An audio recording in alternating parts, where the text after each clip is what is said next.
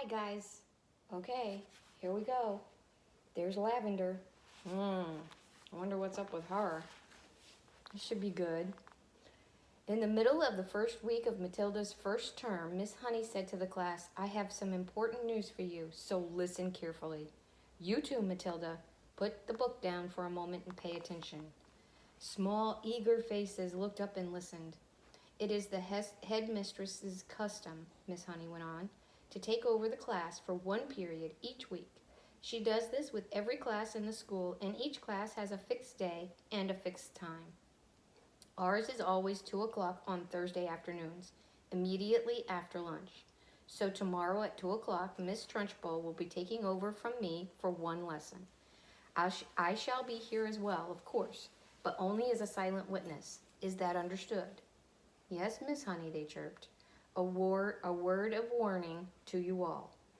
The headmistress is very strict about everything. Make sure your clothes are clean, your faces are clean, and your hands are clean. Speak only when you're spoken to.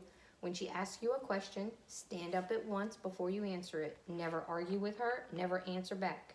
Never try to be funny. If you do, you will make her angry. And when the headmistress gets angry, you had better watch out. You can say that again, Lavender murmured. I am quite sure, Miss Honey said, that she will be testing you on what you are meant to have learnt this week, which is your 2 times tables. So I strongly advise you to swat it up when you get home tonight.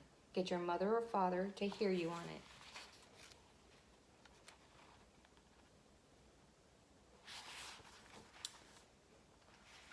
What else will she test us on? Someone asked.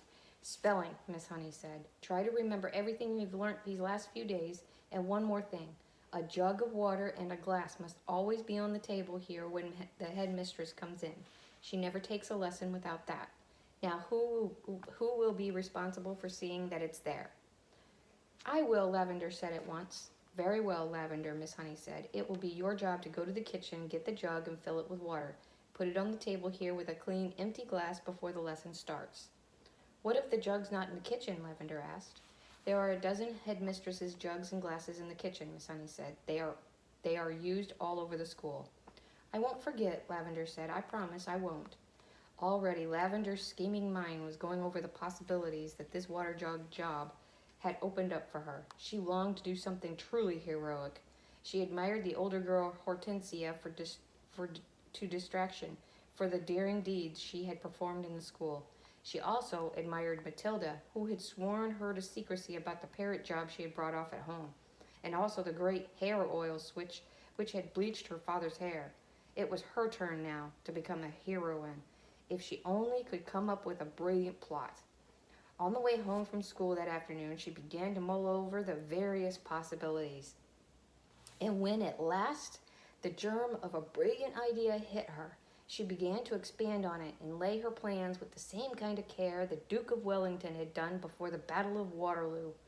Admittedly, the enemy on this occasion was not Napoleon. But you would never have got anyone at Crunchin Hall to admit that the headmistress was a less formidable foe than the famous Frenchman. Great skill would have to be exercised. Lavender told herself, and a great secrecy observed if she was to come out of this exploit alive. There was a muddy pond at the bottom of Lavender's garden, and this was the home of a colony of newts. The newt, although fairly common in English ponds, is not often seen by ordinary people because it is a shy and murky creature. It is an incredibly ugly, gruesome-looking animal, rather like a baby crocodile, but with a shorter head. It is quite harmless, but doesn't look it. It is about 6 inches long and very slimy with greenish-gray skin on top and an orange-colored belly underneath. It is in fact an amphibian, which can live in or out of water. That evening, Lavender went to the bottom of the garden, determined to catch a newt. They are swiftly moving animals and not easy to get a hold of. She lay on the bank for a long time, waiting patiently until she spotted a whopper. Then, using her school hat as a net, she swooped and caught it. She had lined her pencil box with pondweed, ready to receive the creature, but she discovered that it was not easy to get the newt out of the hat and into the pencil box. It wriggled and squirmed like quicksilver, and apart from that, the box was only just long enough to take it. When she did get it in at last, she had to be careful not to trap its tail in the lid when she slid it closed. A boy next door called Rupert Entwistle had told her that if you chopped off a newt's tail, the tail stayed alive and grew into another newt 10 times bigger than the first one. It could be the size of an alligator. Lavender didn't quite believe that, but she was not prepared to risk it happening. Eventually, she managed to slide the lid of the pencil box right home, and the newt was hers. Then, on second thought, she opened the lid just the tiniest fraction so that the creature could breathe. The next day, she carried her secret weapon to school in her satchel. She was tingling with excitement. She was longing to tell Matilda about her plan of battle. In fact, she wanted to tell the whole class.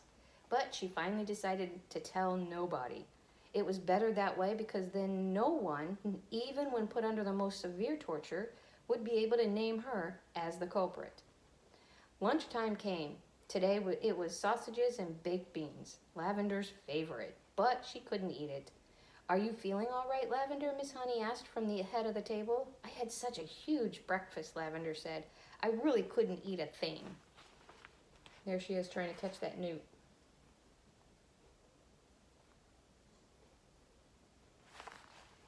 Immediately after lunch, she dashed off to the kitchen and found one of Trunchbull's famous jugs. It was a large, bulging thing made of blue glazed pottery. Lavender filled it half full of water and carried it, together with the glass, into the classroom and set it on the teacher's table. The classroom was still empty. Quick as a flash, Lavender got her pencil box from her satchel and slid open the lid just a tiny bit. The newt was lying quite still. With great care, she held the box over the neck of the jug and pulled the lid fully open and tipped the newt in. There was a plop as it landed in the water, then it thrashed around wildly for a few seconds before settling down. And now, to make the newt feel more at home, Lavender decided to give it all the pond weed from the pencil box as well. The deed was done. All was ready. Lavender put her pencils back into the rather damp pencil box and returned it to its correct place on her own desk. Then she went out and joined the others in the playground until it was time for the lesson to begin. There she is putting the newt in.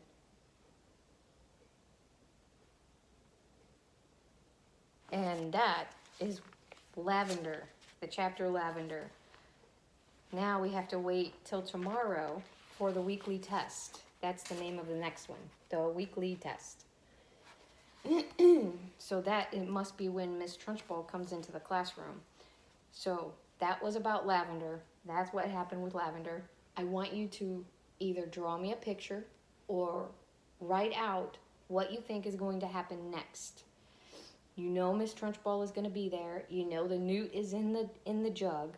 So what do you think is going to happen? Write it out or draw me a picture.